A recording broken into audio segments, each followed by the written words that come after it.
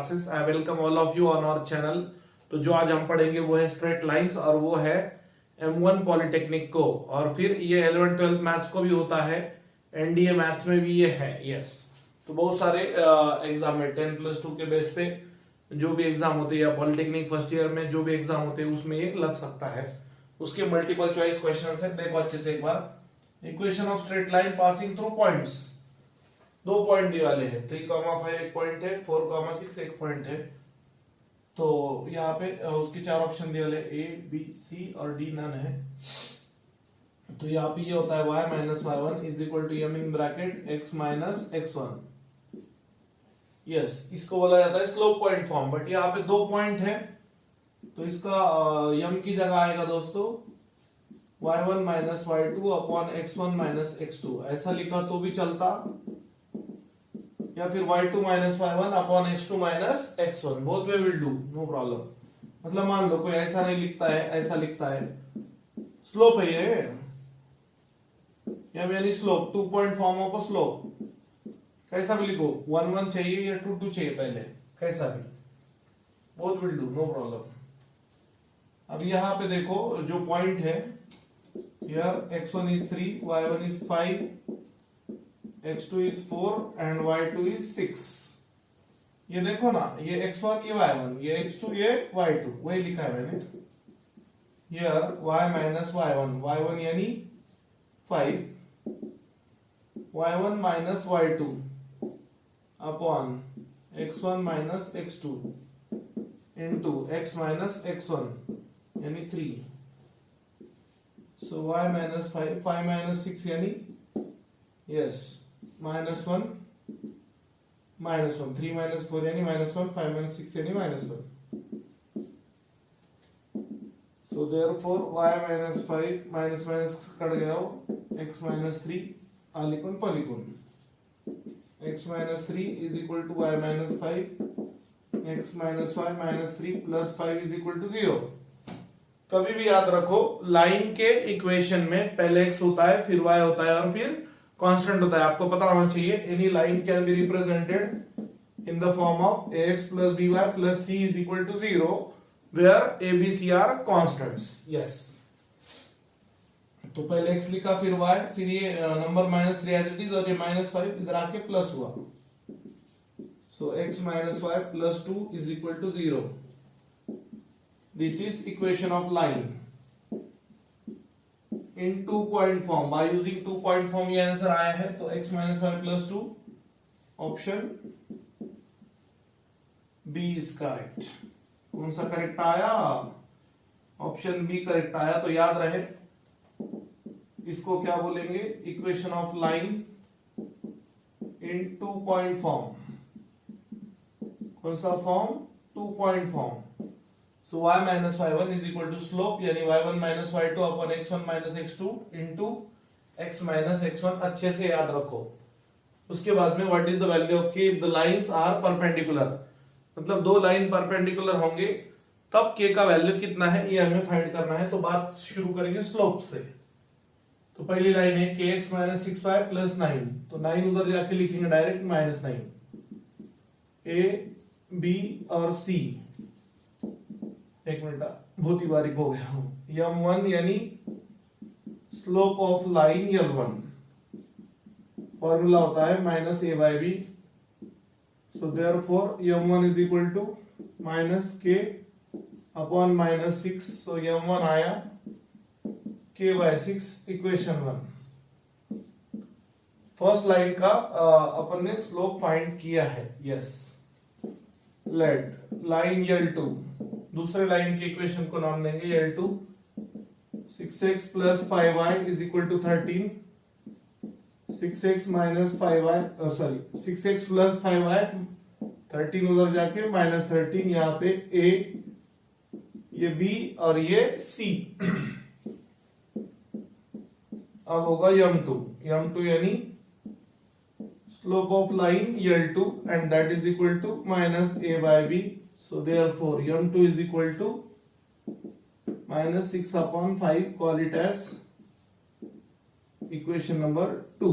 Yes, उसके बाद में साथियों एक काम करता हूं मैं, condition for perpendicular lines with slope m1 and m2 is given by m1 into m2 is equal to -1। अब अपने को पता होना चाहिए लाइंस पैरेलल है तो m1 is equal to m2 होता है, और लाइंस परपेंडिकुलर है तो स्लोप्स का प्रोडक्ट -1 होता है। सो m1 है k/6 इंटू m2 है -6/5 is equal to 1 since equation 1 and 2। ये हमें पता चला इक्वेशन 1 और 2 से। 6 गया तो -k/5 is equal to -1 minus गया, k/5 is equal to 1, so k is equal to 1 into 5, therefore k is equal to 5। Yes साथियों, तो ऑप्शन सी करेक्ट है यहाँ पे। यस, अच्छे से देखो, ऑप्शन सी इज करेक्ट। यहाँ पे नोट करने जैसी बात बस इतनी ही है। इस टाइप में दो लाइंस के स्लोप अलग से फाइंड किए फॉर्मूला यूज करके, -a/b स्टैंडर्ड फॉर्मेट में लिखा, ax + by + c is equal to 0। दोनों के स्लोप निकाले, कंडीशन फॉर परपेंडिकुलर लाइंस लिखा, m1 into m2 is equal to -1। अगर लाइंस पैरेलल है तो आपको पता होना चाहिए for parallel lines condition is m1 is equal to m2। यानी दो लाइंस अगर इक्वल है तो मतलब दो लाइंस अगर पैरेलल है तो उनके स्लोप इक्वल होंगे, या फिर स्लोप इक्वल है तो लाइंस पैरेलल होंगे। यस, हेलो दोस्तों, तो कंटिन्यू करते हैं। फर्स्ट क्वेश्चन फिर से एक बार इस टाइप का, acute angle between the lines slopes are √3 and 1/√3। तो एक्यूट एंगल के लिए फॉर्मूला है tan theta is equal to mod of m1 - m2 upon 1 plus m1 into m2। तो mod ऑफ m1 यानी पहला वैल्यू और m2 यानी दूसरा value, so √3 minus 1/√3 whole upon 1 plus √3 into 1/√3। √3 gets cancel. अब ये क्रॉस मल्टीप्लाई होगा, √3 into √3 आएगा वहां पे, -1 अपॉन √3 होल अपॉन 1 + 1। तो √3 into √3 आपको पता होना चाहिए ओनली 3 होता है, 3 - 1 अपॉन √3 होल अपॉन 2, बट ये नीचे आएगा डिनोमिनेटर में। सो 3 - 1 यानी 2, कैसा भी या इधर से नीचे आएगा 2/√3, 2 gets cancel, therefore tan theta is equal to 1/√3। Actually मैं आपको बताता हूं, अगर मैं 1/2 अपॉन 3 लिख रहा हूं तो इनडायरेक्टली ये 2 डिनोमिनेटर में होता है, तो वैसा ही यहाँ पे किया, √3 इनडायरेक्टली डिनोमिनेटर में है। अब थीटा यानी इधर का tan उधर जाके क्या होगा मुन्ना, tan इनवर्स, और थीटा का वैल्यू है π/6। Reason is tan inverse of 1/√3 यानी π/6 यानी 30 डिग्री। कौन सा ऑप्शन करेक्ट है? Option A is correct. Option A is correct. Yes, देख लो अच्छे से एक बार, यहाँ पे फॉर्मूला यूज किया है, tan theta is equal to mod of m1 - m2 upon 1 plus m1 into m2। m1 is slope of line L1 and m2 is slope of line L2। yes, अच्छे से देखो, tan इनवर्स ऑफ 1/√3 π/6। अब उसके बाद में एक formula based question है, distance between two parallel lines ax + by + c1 is equal to 0 and ax + by + c2 is equal to 0। इनके बीच में का डिस्टेंस या परपेंडिकुलर डिस्टेंस, दो पैरेलल लाइन के बीच में का डिस्टेंस या दो पैरेलल लाइन के बीच में का परपेंडिकुलर डिस्टेंस।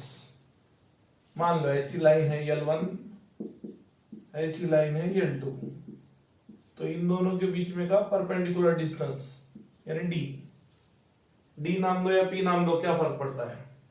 तो ये अलग होता है, ये फॉर्मूला नहीं होगा वहां पे, mod of ax 1 + by 1 + c upon √ of a² + b², ये नहीं होगा। ये perpendicular distance from point on the line होता है। ये tan theta acute angle between two lines के बीच में के लिए फॉर्मूला यूज होता है, जैसे अभी बताया मैंने। और फिर ये d इज इक्वल टू, ये करेक्ट आंसर है, d नन नहीं है इसका answer.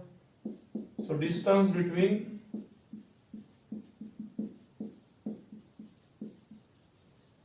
two parallel lines is given by d is equal to mod of c2 minus c1 upon under root of a square plus b square। बहुत बार formula based भी question आते हैं। Option C is correct. और एक बात याद रहे, डिजाइन्ड क्वेश्चन एग्जाम में आएंगे, ऐसा नहीं होगा कि वही घिसे पिटे क्वेश्चन जो पहले 2 मार्क के लिए आते थे वही आएंगे, ऐसा नहीं होगा। और ऐसे क्वेश्चन एग्जाम में आएंगे जो नॉर्मली नेट पे नहीं मिलेंगे या गूगल पे नहीं मिलेंगे। इसलिए आपको मेहनत करना है, फॉर्मूला लर्न करना है, प्रैक्टिस करना है, किसी पे डिपेंड नहीं रहना है। चलेगा। Thank you.